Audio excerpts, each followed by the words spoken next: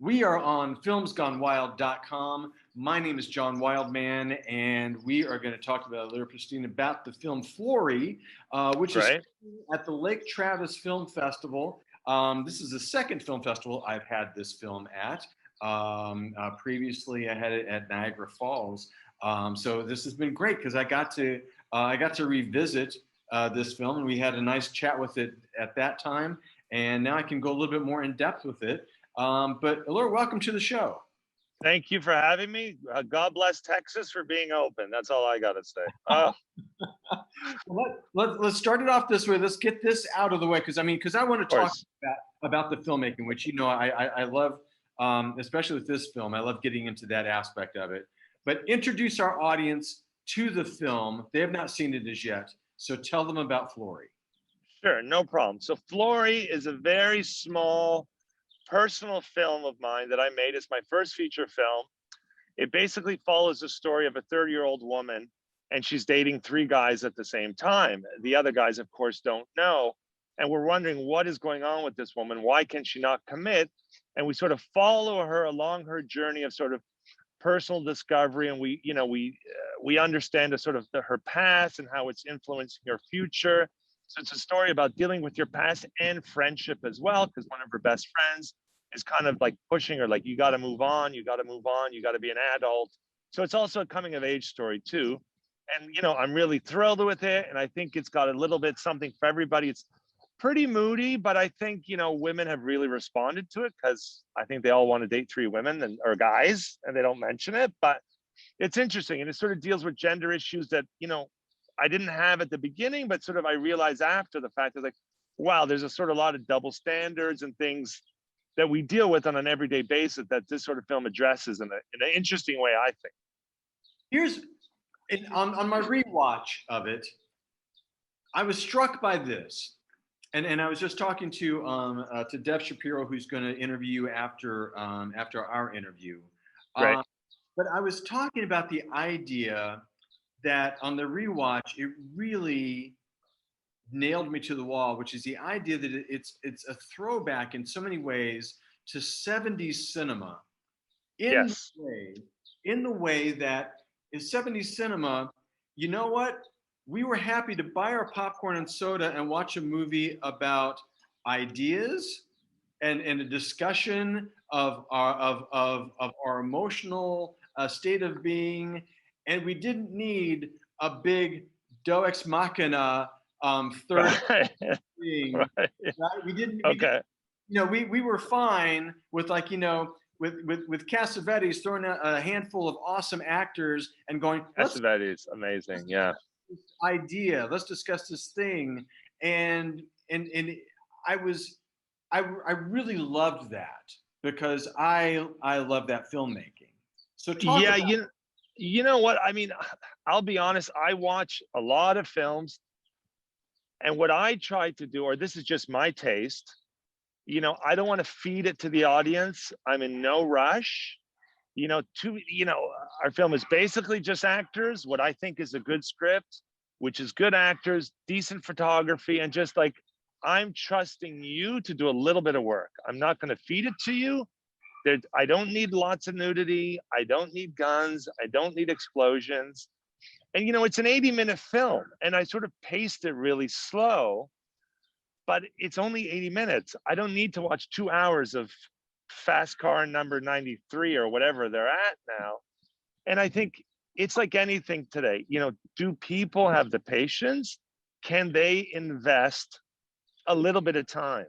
So in a way, this film is not for a lot of people. I mean, I want everybody to watch it, but I just think if you got to commit a little bit to a book, to a song, to your wife, you don't have to commit to your wife, but you know what I'm trying to say? Like, it's just, do people want to invest a little bit of stuff without getting inundated?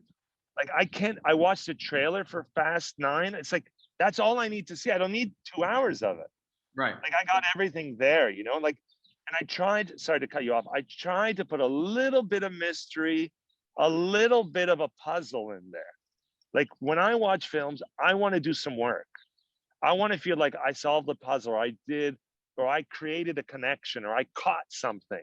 to me, that's more gratifying than you're handing it to me. Here's the moral of the story. There's music to make sure that I get it.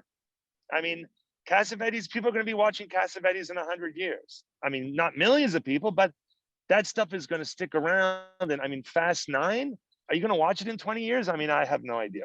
Probably not. Well, I don't know. All I know is that Dom's brother has really got it in for him. I didn't even Right. no, but but and what I would really have you to talk about also the structure of a film like this and getting it right, because again, even with a relationship drama, you are you're doing stuff in here that a studio would get all fucked up over and give you notes upon notes, because they would go, we just need more clarity between Florrie and guy number one, guy number two, guy number three, and you're going, well, actually, there are other issues at play here, and that's why I have the conversations with the painter, and that's why I have the run-in with the woman who's the crazy chick, right? The crazy chick. I've got other fish that I'm frying along with the main entree. But it is also on you, frankly, when you're in the editing bay to go, okay, I need to give the audience this thing so they will now trip ahead to that next step that I want them to go to. Talk about that. Okay, so I am going to go completely against what you're saying. And now maybe I'm killing myself here, and I'm going to kill myself to maybe get a producer. I am not, okay, and cut me off because to John, sometimes I ramble. I am not interested. I am interested in audiences watching it. I am not interested. I don't think it makes sense for me to be like, oh, what does the audience want? What can I give them? I approach everything. What will I find interesting? If the audience loves it or doesn't, it's out of my control anyways. So I just go with that, to be honest. I put myself in a vacuum. Like I gave the script to a couple people. They gave me notes and I'm like, I'm not a snob. I'm just like, yeah, these notes are stupid. Like, oh, I want this and I want this. Let's, like Spielberg, God bless Spielberg, but like everything is tied up. Every loose end of every film, which is fine. That's his thing. He's made a career and a half out of it. But I think as soon as you put the audience in mind, this is me personally, I think you're shooting yourself in the foot. I watch it. Does it make sense to me? A couple times I moved one scene here, one scene there. I'm watching it as if I'm the audience. Is this dramatic enough for me? Great. I mean, because then too, yeah, I mean, I could have put some nudity in there. People love nudity. I could have put more dramatic music. No, I mean, people love nudity, right? Like people love. The kids love the nudity. What? The kids and they love blood and nudity. Like I watched your film. I can't believe those chicks were vegan, by the way. And it's great. It's its own thing, right? Like I watched it twice. It's fucking good. But now I don't know if you were doing it for an audience. If you do, great. But I guess also one second point, as an independent, I mean, independent to the independent, I don't have to worry about anybody. Right. So I just have to worry like, A, can I get this off the ground? B, can I finish it? And can I go to sleep at night feeling, you know what? I did the best job I could and I feel good about it. Well, here's the interesting thing about my film Ladies is that, we had to redo the ending completely because, really? Okay. Because we had a more traditional ending that would have been more satisfying for an audience. Okay. And we couldn't do it because we had actors that couldn't pull off the fight choreography and stuff like that and what have you, and it just didn't work. And then with our editor, the amazing James Taylor, not the singer, but the editor James Taylor, he saved our shit by steering Justine and I to a different ending that was actually more story-wise honest, and it was more satisfying at telling the story, and so sure. that's why I say, like, for Florrie, yeah, there are things that as an audience we go, oh, holy shit, throw me a bone, give me this to hang on to, and Right. you know, but and there's a thing where sometimes you go, no, I'm not going to give it to you. I'm not going to give that to you because I want you to No, feel something else. And totally. as long as you're doing that, that's fine. But let's face it, we also have watched movies where the director didn't have that kind of forethought and wasn't going, no, I know the bone you want. They didn't know what they wanted. Right? They Yeah, just, fair enough. Yes. right. And two, like you're right, an editor saves your life. I would pick a good editor over a good cinematographer any day of the week, no doubt about it. And the editor too said, you know what, he made it, you know what, let's put all the guys in a row, let's intro them, one guy, next scene one guy. And I was like, you know what, that's better. So little things like that made more dramatic sense. I'm Right. like, absolutely. So I mean, really quick, and if you have to cut me off, because I don't know what our time is like. So for example, I made it in black and white. That's how I saw it. I'm like, I'm making it black and white. Like, and then when I got to the marketplace, like I talked to a bunch of Americans, talking about like giving people a bone. They're like, literally, I've had people tell me, you're a fucking idiot.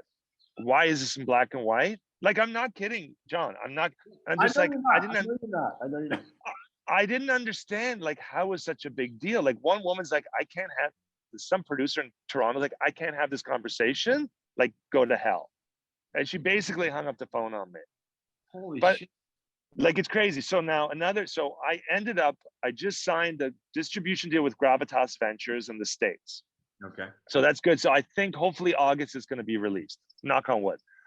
But they were like, listen, we're not taking this film as black and white. We like it. You got to colorize it. So I said, okay, fine. So I went back. We went, put it in the bay, and we fucking did the whole thing in color. I mean, am I thrilled? People tell me it's better in color, whatever. I mean, I don't know. So it's going to be released in America in color. I'm going to release it in Canada, hopefully in 3 months on a channel here in black and white. So, I mean, I had to make that concession.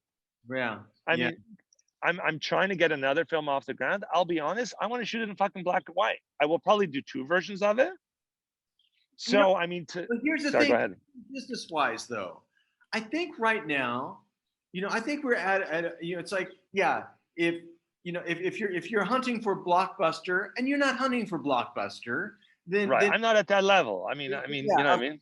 of course you're doing color, but for a niche film, you know, black and white, there is a healthy enough audience to I pay think so. to pay for Florrie, God damn it, and to pay for Gravitas and pay for you on black and white. That I just don't agree with that.